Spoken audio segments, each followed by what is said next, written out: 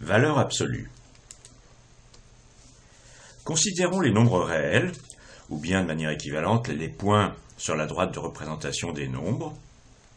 La valeur absolue d'un nombre est, en termes vagues, sa valeur sans tenir compte du signe.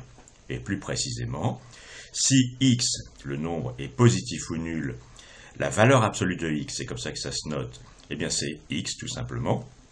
Et si x est inférieur à 0, la valeur absolue de x, c'est égal à moins x.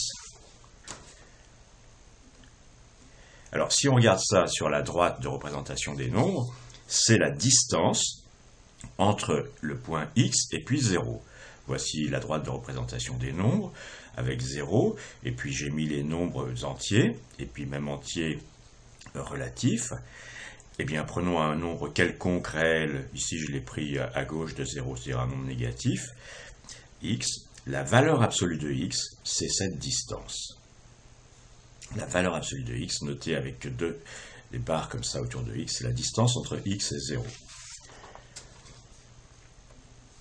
Il s'agit donc d'un concept élémentaire, mais en fait il jouera un rôle plus important qu'on pourrait croire. D'une part parce que c'est une distance, ça permet de donner une borne maximum à des choses, et puis deuxièmement on le généralisera dans le plan et dans l'espace et ça jouera un rôle important. Alors avec les valeurs absolues, on peut écrire des équations élémentaires.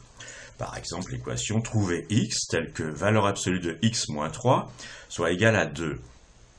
Ben ça, la valeur absolue de x moins 3, c'est la distance entre le point x et le point 3. Donc on voudrait trouver les x dont la distance à 3 est égale à 2. Ben, c'est pas compliqué, c'est soit x égale 1, soit x égale 5. On peut aussi écrire des inéquations. Trouver x telle que valeur absolue de x plus 3 soit supérieure ou égale à 1. Ben, valeur absolue de x plus 3, en fait, c'est la distance entre x et puis moins 3. Donc la distance entre x et puis moins 3 doit être plus grande que 1. Ça veut dire que x doit être plus petit que moins 4. Donc soit x appartient au segment moins l'infini moins 4 est inclus parce qu'ici c'est supérieur ou égal, soit x est plus grand que moins 2, x appartient au segment moins 2 plus l'infini, où moins 2 est inclus dans le segment, là encore parce que la distance 1 est OK. Alors, notez que valeur absolue de x, c'est aussi la racine carrée de x au carré, puisque on a décidé que la racine carrée, c'était la solution positive, c'était le nombre positif tel que son carré soit égal au nombre initial.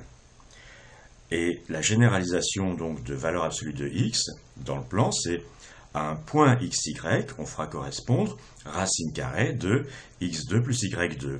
Et ça, on le connaît déjà par Pythagore, c'est la distance entre le point xy et puis le point 0, 0.